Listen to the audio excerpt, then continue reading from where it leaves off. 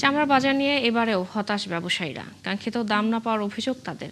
প্রত্যাশার তুলনায় কম চামড়া সংগ্রহ হওয়ায় উদ্বেগ প্রকাশ করেছেন ট্যানারি মালিকরাও। আজকের পরিস্থিতি জানাতে আমাদের সাথে যুক্ত হবেন সহকর্মী মেজবা হাসান।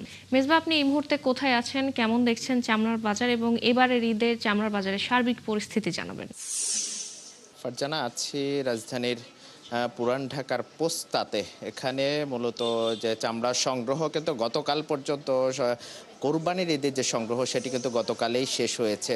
এখন কিন্তু লবণজাত প্রক্রিয়ায় আছে চামড়াগুলো, এর পরবর্তীতে প্রক্রিয়াজাত করে সেটি কিন্তু ট্যানারিতে, সাভারে যে ট্যানারি আছে সেখানে কিন্তু পাঠানো হবে।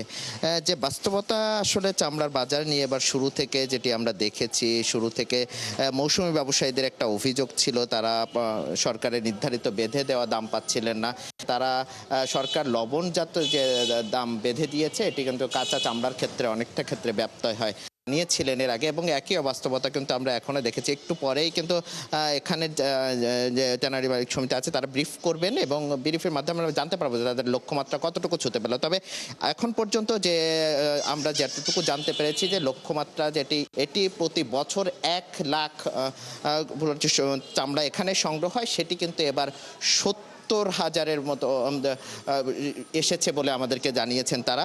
এখন পর্যন্ত মানে এই যখন বাস্তবতা, এক এক জায়গার বাস্তবতা কিন্তু আমরা ভিন্ন দেখেছি। আমরা সাভারে যখন ট্যানারি মালিকদের সাথে কথা বলছিলাম, আড়তদারদের সাথে কথা বলছিলাম, তারা কিন্তু পর্যাপ্ত চামড়া পেয়েছেন বলে আমাদেরকে জানিয়েছেন। এবং আমিন বাজারটি আছে সেখানে কিন্তু ওখানে প্রায় 15 থেকে 16,000, সে কিন্তু সেখানে এবার সেটি নেমেছে 5 থেকে 6,000-এ নেমে গিয়েছে।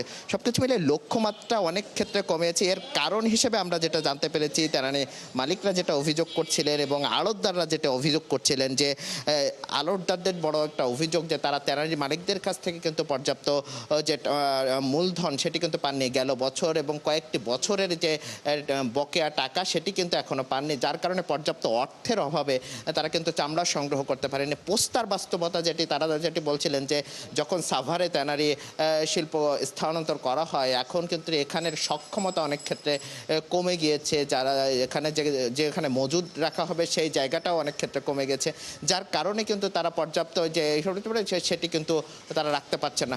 সব কিছু মিলিয়ে এখন কিন্তু সংগ্রহ কার্যক্রম শেষ। সেই লক্ষ্যমাত্রা যারা যেটি পূরণ করতে চেয়েছিলেন ট্যানারি মালিকরা, সেই লক্ষ্যমাত্রা কিন্তু এখনো পূরণ হয়নি, এবং বিগত সময়ের যে এবারের বাজারটাও কিন্তু অনেকটা এই ক্ষেত্রে ধস নেমেছে।